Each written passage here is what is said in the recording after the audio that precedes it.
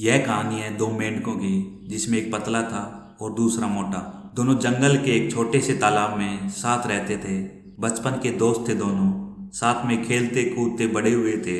वे दोनों दिन भर तालाब में खेलते कूदते उछलते गप्पे मारते और मस्ती किया करते थे। उन दोनों को ही तालाब के आसपास के इलाकों की नई नई जगह जाकर घूमना अच्छा लगता था। एक दिन ऐसे ही साथ में घूमते हुए दोनों जंगल के बाहर एक खेत में पहुंच गए। वहां उन्होंने देखा कि एक गवाला गाय से दूध निकाल रहा था। उन्होंने कभी भी ऐसे किसी को दूध निकालते हुए नहीं देखा था। ग्वाले ने दूध निकालकर एक बाल्टी में भरकर रख दिया। वे दोनों उस दूध को देखकर आश्चर्य में थे, क्योंकि उन्होंने आज से पहले यह कभी नहीं देखा था। उन्होंने तो जंगल के तालाब का गंदा पानी ही देखा था। कुछ देर सोचने के बाद उन दोनों ने डिसाइड किया कि सफेद पानी में तैरने का मजा ही कुछ और होगा। यह सोचकर उन दोनों ने एक साथ बाल्टी में छलांग लगा दी। वहां जाकर वो देखते हैं, अरे वाह क्या सफेद पानी, हमने तो ये कभी नहीं देखा, क्या चीज होती है ये। वे दोनों वहीं मस्ती करने लगते हैं।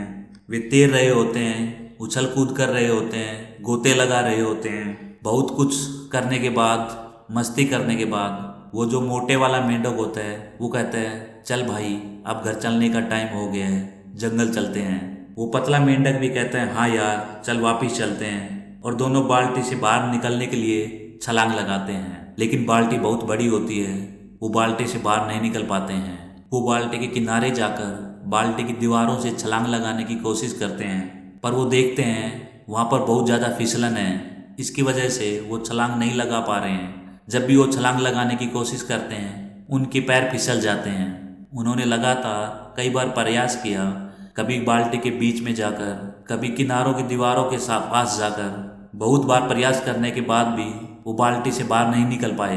अब वो जो पतला वाला मेंढक होता है वो कहता है, देख भाई हमें इस बाल्टी से बाहर तो निकलना है, लेकिन हमने बहुत बार प्रयास कर लिया, इसलिए मुझको लगता है कि हम खुद तो इस बाल्टी से बाहर नहीं निकल पाएंगे, क्योंकि यहाँ बहुत ज़्यादा फिसलन है। तो हम क्या करते हैं, हम तैरते रहते हैं।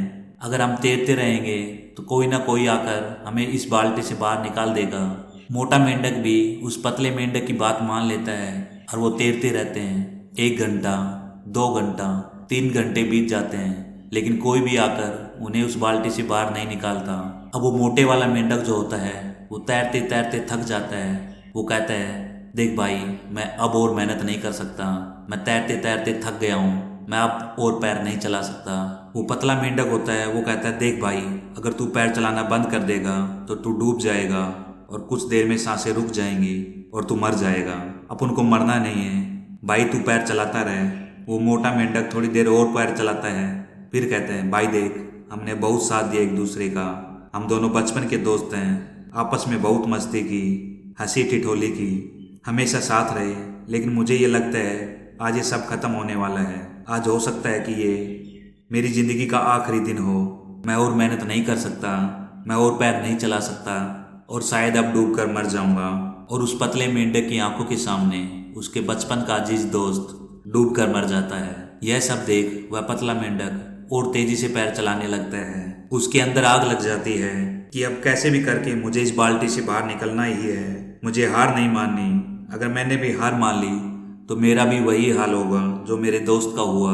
पर वो और तेजी से पैर चलाता है और तेजी से पैर चलाता है, चलाता ही जा रहा है। उसकी आंखों से आंसू निकल रहे थे, लेकिन उसने अपने पैर नहीं रुकने दिए। चलाता ही जा रहा है, चलाता ही जा रहा है। लेकिन जैसा कि हम सब जानते हैं कि अगर दूध को कुछ देर चलाया जाए तो मक्खन उससे बाहर आने लगता है। और बिल्कुल ऐसा ही हुआ, क्योंकि काफ़ी घंटों से वो दोनों मेंढक उसके अंदर पैर चला रहे थे और काफ़ी टाइम होने की वजह से दूध थोड़ा जमने भी लग गया था। दूध के जमने और मक्खन के बाहर आने से मेंढक देखता है कि दूध कुछ गाढ़ा सा हो गया है। अब वो पहले जैसा चिपचिपा नहीं रहा।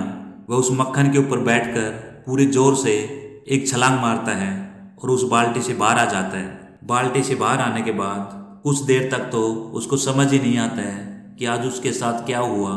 आज उसके सामने उसका अजीज दोस्त, उसके बचपन का यार, आज उसी की आंखों के सामने डूब कर मर गया था। और उसकी मौत क्यों हुई? क्योंकि उसने हार मान ली थी। अगर वो भी थोड़ी देर हार नहीं मानता, पैर चलाता रहता, तो शायद वो भी जिंदा होता, आज वो भी बाहर आ जाता। अब वो पतला मेंढक बाहर निकलने के बाद जंगल जाता है और जंगल में जाने के कुछ दिनों के बाद वो एक लेडी मेंढक से शादी कर लेता है। बच्चे होते हैं और वो अपने बच्चों के नाम अपने मोटे दोस्त के नाम पर रखता है और अपने बच्चों को रोज शाम को वह पतला मेंढक यही कहानी सुनाता है कि एक उसका मोटा दोस्त हुआ करता था। वो जंगल में खूब मस्ती किया करते थे, जंगल में दूर दूर तक घूमा करते थे। हम सुबह से शाम तक खेला करते थे। हम एक दिन दोनों एक बाल्टी में गिर गए जिसमें दूध था और जो मेरा जो दोस्त था उसने हार मान ली। क्योंकि उसने हार मान ली इसलिए वह मारा गया। मैं तुमको यही सिखाना चाहता हूँ, जिंदगी में चाहे कुछ भी हो जाए कभी भी हार मत मानना। अगर तुम लोगों ने हार मान ली तो तुम्हारा भी वही हाल होगा जो मेरे दोस्त का हुआ।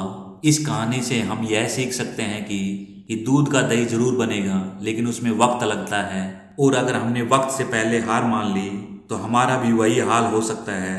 हमें जिंदगी में वो सब ना मिला हो जो हम चाहते हैं, लेकिन लाइफ में मिलता उन्हीं को है जो कभी हार नहीं मानते।